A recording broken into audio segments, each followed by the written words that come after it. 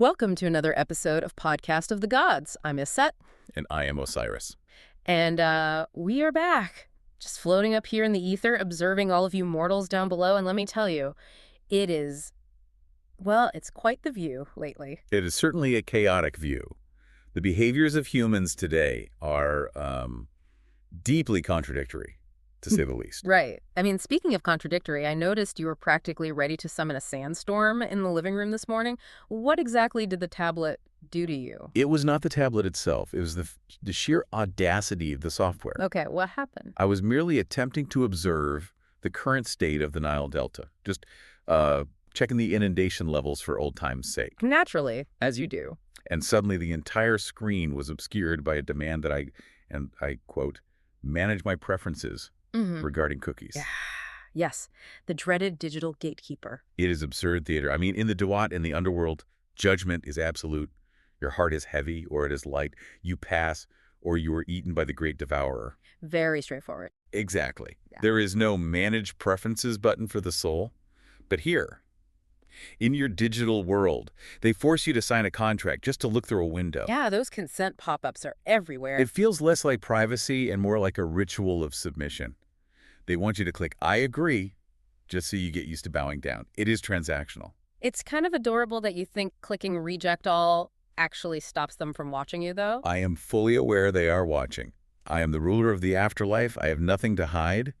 If I survive the Great Devourer not eating my heart, I am certainly not frightened of digital cookies. Fair point. Okay. But you've stumbled right into the vibration of today's topic. Have I? You have, because you're annoyed by the illusion of consent. But the reality is, you mortals are currently living through the most intense, pervasive period of surveillance in the history of your species. And yet, they seem to volunteer for it.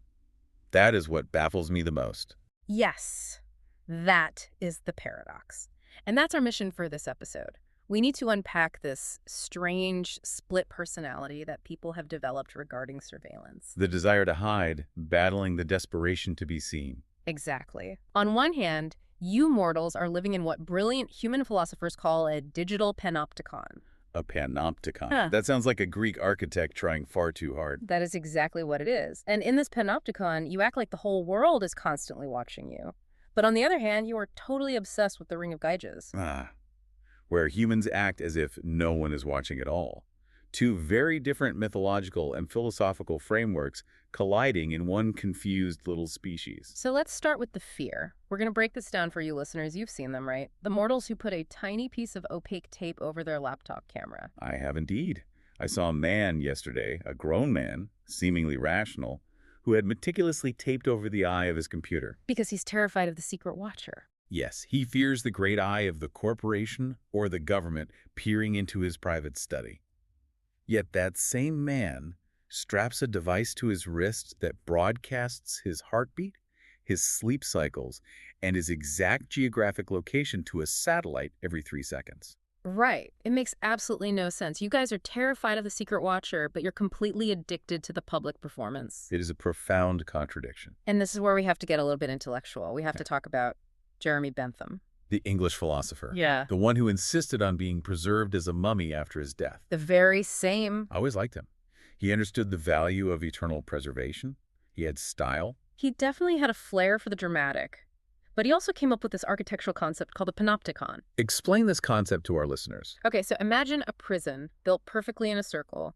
All the prisoner cells face inward toward the center. And in the very center of the circle, there is a tall, imposing tower. But the tower has darkened windows. I see. So the guard sits in the central tower and watches the prisoners. Well, here's the trick.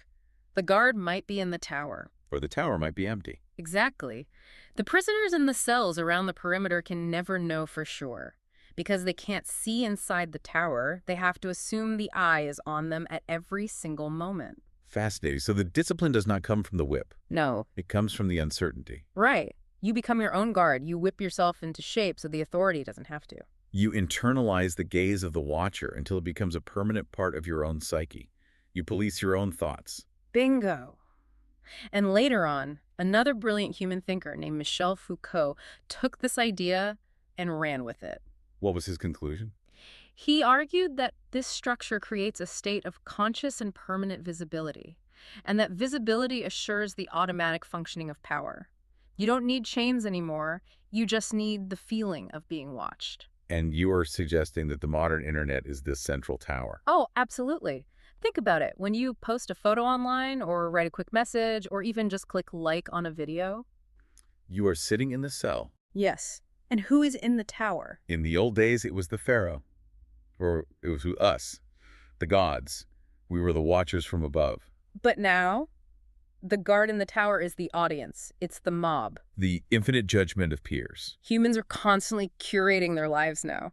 Editing their captions, filtering their faces, scrubbing their histories to delete things they said 10 years ago. Because they are terrified that the invisible guard in the tower is going to judge them. They fear being discarded, or as they call it, canceled. Yes, the fear of the invisible guard. It creates a life lived entirely in the subjunctive tense. What would people say if I posted this? How might this be misinterpreted? It's exhausting. It drains the authenticity right out of the soul. I have noticed this pervasive blandness spreading across the mortal realm. Everyone sounds the same.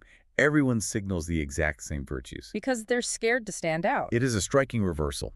When ancient humans built towering temples, they did it specifically so the gods would notice them. They cried out, "Look at my greatness. Look at what I built." Go big or go home. Precisely. But today, modern humans build these digital fortresses and speak endlessly of data privacy, precisely so their neighbors won't notice their true selves. They want to hide. Yet despite this overwhelming desire to hide, they still perform their daily lives for that invisible tower. They want to be seen correctly, to avoid punishment. It is performative safety. Performative safety. Oh, I'm absolutely stealing that phrase. That is exactly it. They are polishing their digital avatars until they have no fingerprints left. They wish to be completely smooth, frictionless. Exactly. Totally acceptable to the invisible guard. And here's where the episode gets really spicy. This is only half the story. Because humans are never simply one thing. Never. While they are terrified of being watched on their main profile, their verified identity, they behave very differently when they think the tower is empty. When they put on a mask. Yes. When they slip into the shadows. You know what I'm talking about. The second face. The burner account. Ah, the burner account. Yeah. The avatar of a cartoon frog. The profile name user followed by a string of meaningless numbers. User 99234. That brings us to another heavy hitter in human philosophy, Plato, and the Ring of Gyges. A classic thought experiment. I remember when he first posited it. The story of the simple shepherd who finds a golden ring. A ring that grants complete invisibility. Refresh the mortal's memories. What happens when the shepherd puts on the ring? Absolute chaos. The moment he realizes he cannot be seen, he seduces the queen, murders the king, and seizes the entire kingdom for himself. Escalated quickly. Indeed. Plato's argument was essentially a profound challenge to the idea of innate human morality. He suggested that justice is merely a social construct. We only behave well because we are afraid of getting caught. And if you take away the consequence of being seen? Does the most righteous, law-abiding man become a monster? Well, looking at the comment section of literally any news article online, I think Plato might have been onto something. The evidence strongly supports his theory. Psychologists today actually have a name for this phenomenon. They call it the online disinhibition effect. Disinhibition. A total removal of the natural restraints. Exactly. Now, to be fair, there are two types. There's benign disinhibition, where people share deep personal struggles or show extraordinary kindness to strangers that they might be too shy to show in person. That is the light side of the mask. Right. But then there's toxic disinhibition. The darkness. The cat profile picture effect. When you strip away the face, the real name, and all physical consequences, the nice guy next door turns into a menace. The guy who mows his lawn and waves at the mailman starts spewing vitriol, threats, and absolute hatred online. Because the screen acts as an impenetrable shield. It allows them to throw stones without any physical repercussion. It is a dangerous decoupling of action and consequence. It really is. This is what troubles me the most. In the physical world, Ma, at the fundamental order and truth of the universe, is maintained by friction. What do you mean by friction? If you insult a stranger in the physical marketplace, you risk a physical altercation, a fist to the jaw. That immediate physical risk creates a boundary. It forces a certain baseline level of respect among mortals. But online, there is zero friction. You can drop a verbal bomb and just scroll away. Yes, You can actively destroy someone's mental health while sitting comfortably in your living room eating a sandwich, and you feel nothing. No physical threat. It's what I call coward's magic. Coward's magic. Yeah. A fitting term. They believe that because they are physically safe in their isolated rooms, they're also spiritually safe. They tell themselves, I am merely typing pixels on a screen. This is not the real world. But the pain they cause is real. We see it every day. And it is not just the pain they cause others, it is the damage they inflict upon themselves. This is the crucial mistake mortals make regarding the Ring of Gyges. They think the invisibility protects them. They do. They confuse a lack of physical presence with a lack of spiritual consequence. They think the ring is a one-way mirror. Break that down for them, because I think most trolls out there feel like they're totally getting away with it. Malice is a vibration. Cruelty is a frequency.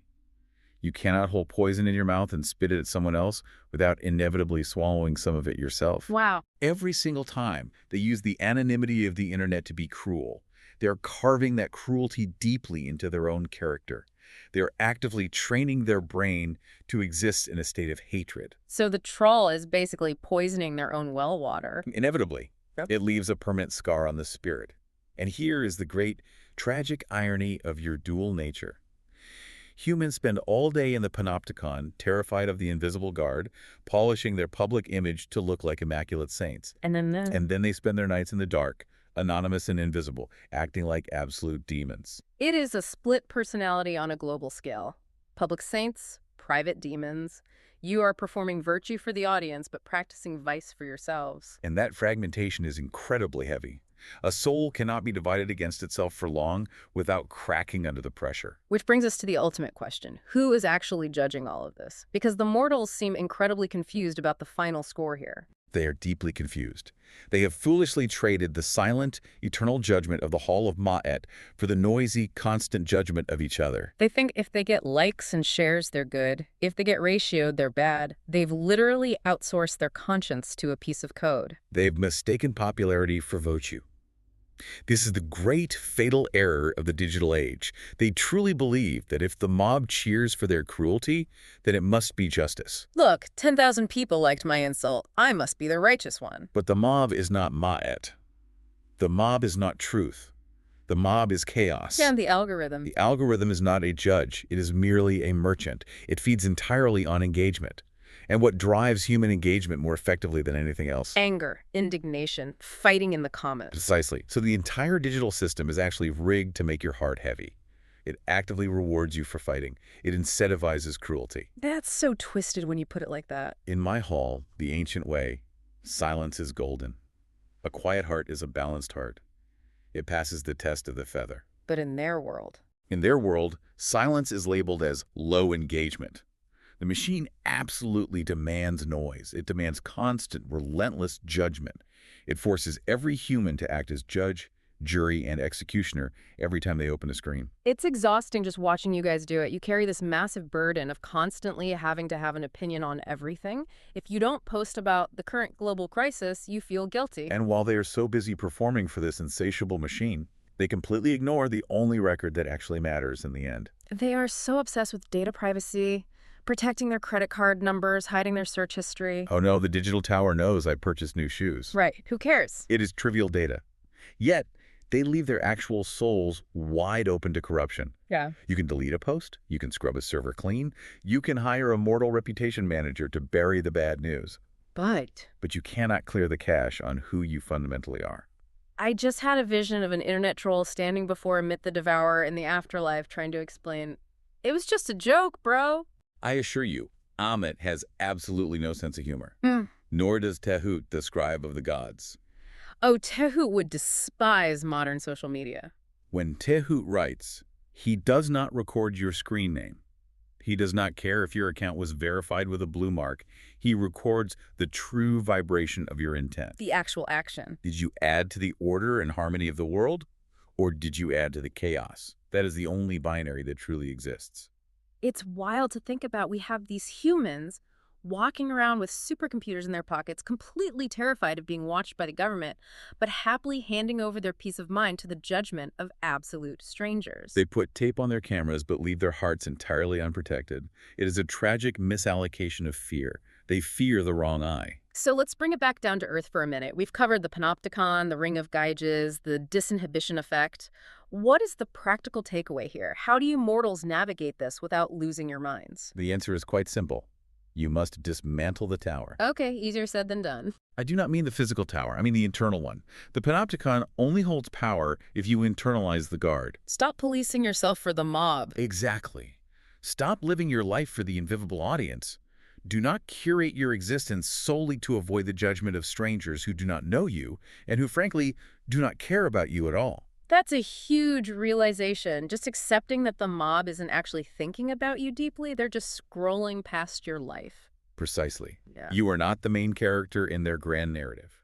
You are merely a brief flash of light on their glass screen. Once you accept that, you can be free. And what about the ring? What about the overwhelming temptation to be a total jerk just because you're anonymous? Remember the mirror. The digital screen is not a shield protecting you from consequence. It is a mirror reflecting your soul. Oh, that's good. If you act as a monster when you are completely anonymous, you are simply a monster.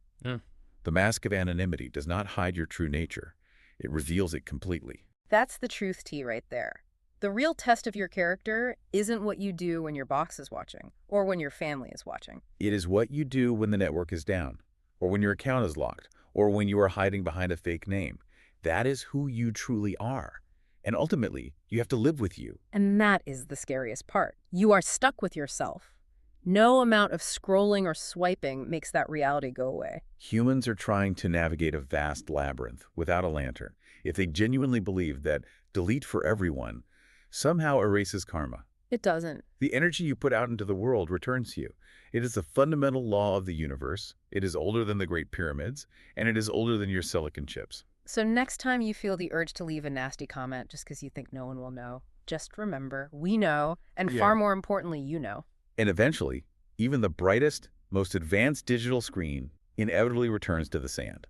All the sprawling data centers, all the humming servers, all the miles of fiber optics, they are just dust waiting to happen. Only the true weight of the heart endures. Well, on that cheerful, existential note, I think it's about time we let you mortals get back to your scrolling. Maybe you'll think twice before clicking accept on that next cookie pop-up. Or perhaps they will simply offer a cookie to me instead. I'm still waiting for a proper offering. A digital tracking cookie is a very poor substitute for a warm honey cake. I'll bake you something later, something that definitely doesn't track your location. Until next time, mortals, keep your hearts light. And your spirits. Farewell.